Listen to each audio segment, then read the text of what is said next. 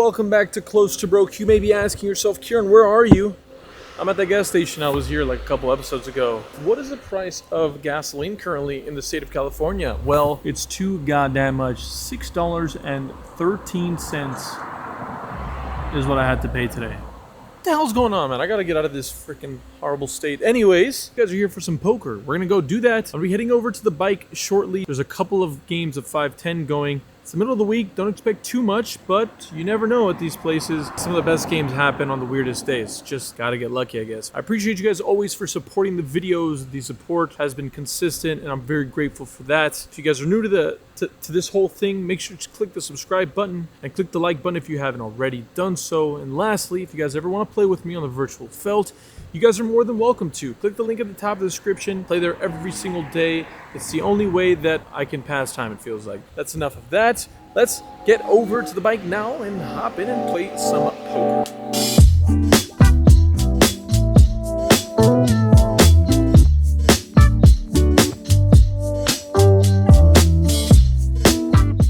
Here we are playing 5, 10, 20 here at the Bicycle Casino or the Park West, whatever the hell this place is called now. We're already getting into the mix of it in the very first hand of the session as I find myself in the $20 straddle that is mandatory.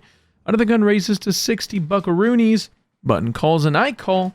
The flop comes ace 9-7 rainbow. Action checks over to the initial raiser who decides to c-bet for a third, $65. Folds to me. I make the call with top pair. The turn card comes at 3 of spades. Introduces a backdoor flush draw. And at this point, the action ends up checking through. Looks like we have a pretty easy spot to go for value on the river if it comes pretty reasonable, which it does as it comes the 8 of clubs. Doesn't change a whole lot here, and I do obviously block that gut shot straight that does get there on the river, so I decided to throw out a little bit of a funny bet here for $40. A blocker bet can be used for many different ways, but specifically in this case, to get called by worse and to not face a massive bet against a hand that's bluffing or that's better than ours. After quite a bit of tanking, our opponent decides on a fold. Seems like he was in between deciding to raise for a bluff here. And that's the thing that these blocker bets do. Some people are just not accustomed to seeing them, specifically these Euros, I guess. I don't know. But either way, we're happy to take down the very first pot of the session. The session is continuing to progress here. Under the gun makes the $60 to go. I'm in the straddle. We look down at pocket fours. I make the call, and the flop comes king 5-3 with 2 spades. The action's checked over to the initial raiser who throws out a small sweep c-bet once again to $40.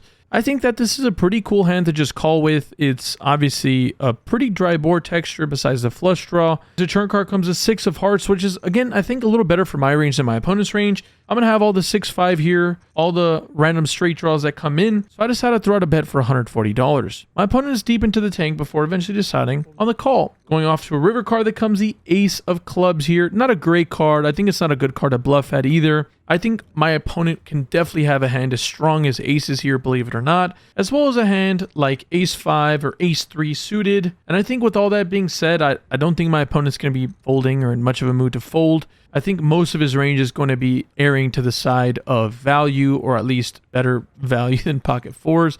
I decided to just give up with the idea of a bluff here and just check it over to my opponent, who snap checks it back. We end up showing our hand, and our opponent unfortunately chose pocket 10, so one of the few hands that I think our opponent can have that folds to that river.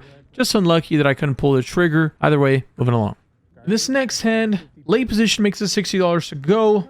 The small blind makes a call, and I'm in the straddle once again. I've been in the straddle like every single hand. What the? Either way, I make the call after I look down at jack-8 offsuit. Good enough to defend. The flop comes 10-7-3, 2 diamonds, and a club.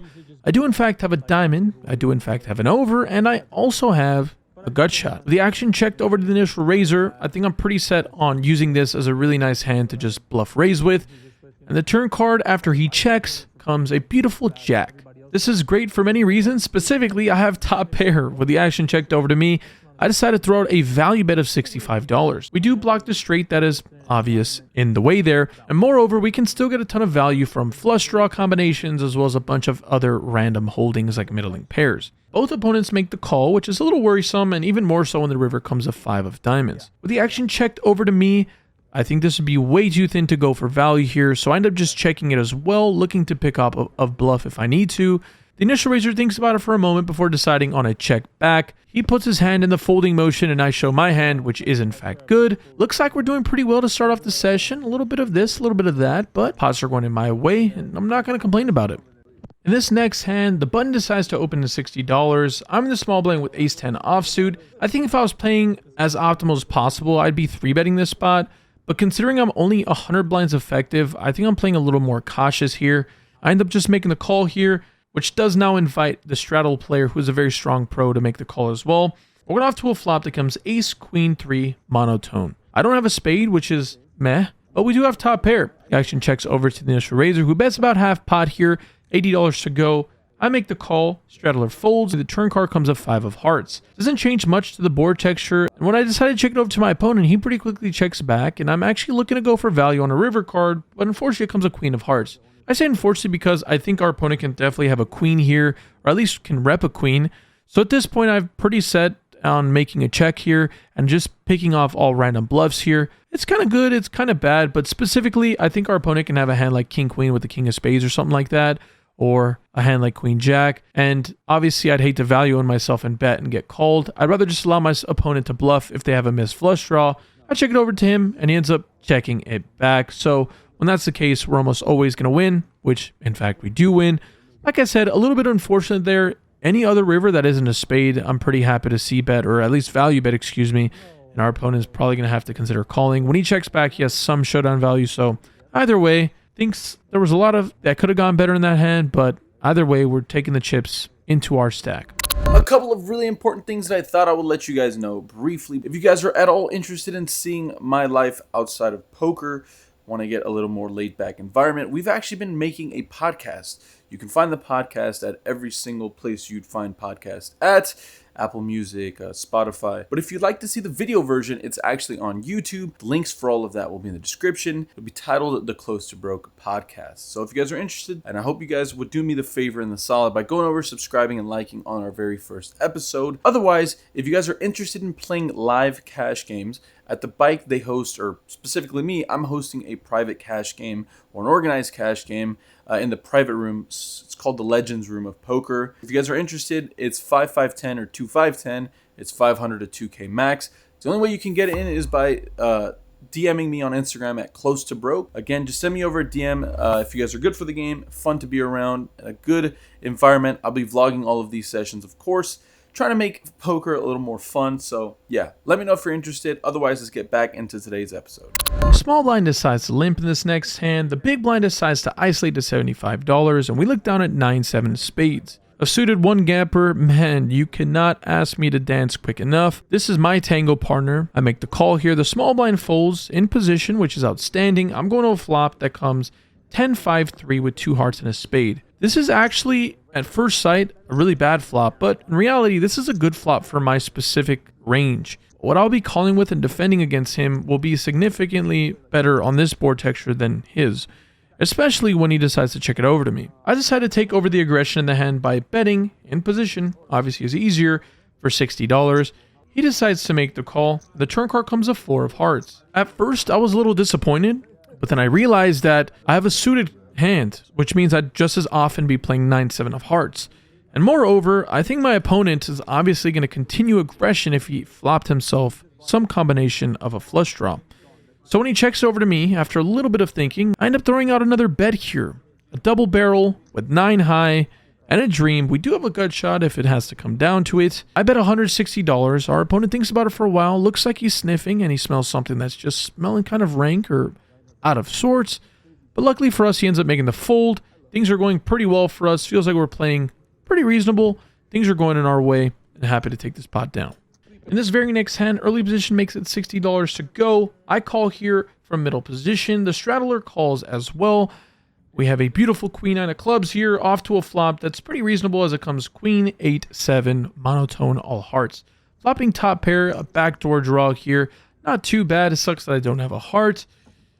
And even more sucky when the straddler decides to lead out here for $100. The opponent on my right thinks about it for a while before deciding on a call. And again here, I hate overcalling on monotone boards, but I don't listen to my conscience. And I decide to make the call here. We're going off to a turn card that comes at 10 of hearts.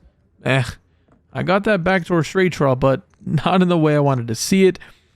With 4-2 ace flush out there, the action checks over to me. So I decided to check it as well, and the river card comes a queen of spades. Once again, the action checks over to me, and I caught myself find myself in an interesting spot.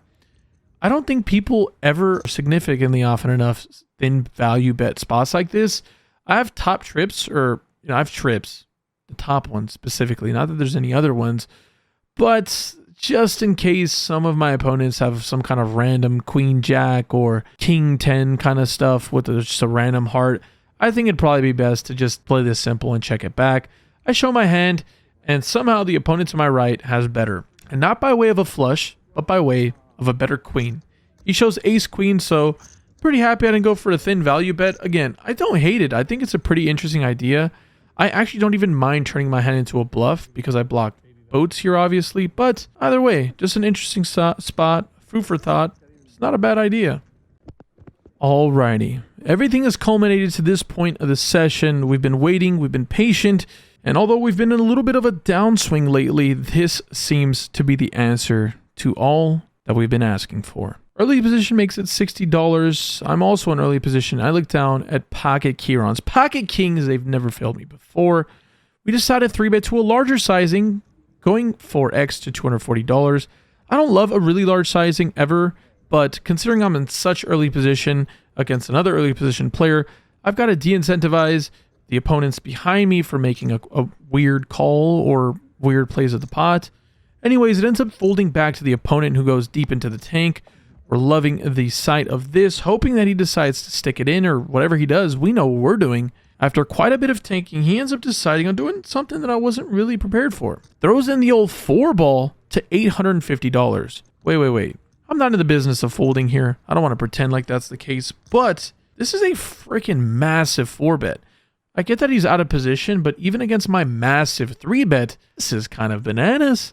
I've got about $2,200 to start this hand. I'm getting it in the middle. I decide to 5-bet jam it all in here. Our opponent doesn't snap call, but calls pretty quickly. Feels like we faded up. No, we didn't fade it. We never fade these spots. Obviously, our opponent has pocket aces. Well, flop comes out jack high, and there's no improvement for us. Yet another day at this gosh darn casino. I just run into it. Man, that's frustrating. I thought we were playing pretty doggone well, but sometimes things just don't work in your favor. Either way, I've got a little bit to talk about post-flop, or post-session, I should say. I can't thank you guys enough for showing support on these videos. Let's get a little bit of like train on this video. If you guys can drop a like, man, send some heat, send some energy over my way, send the fire over my way. I'm in desperate need of it at this point. Seems like I can't get lucky when I'm behind, and I can't get there when I'm ahead. I don't even know if that made sense, but either way, let's start with me in person.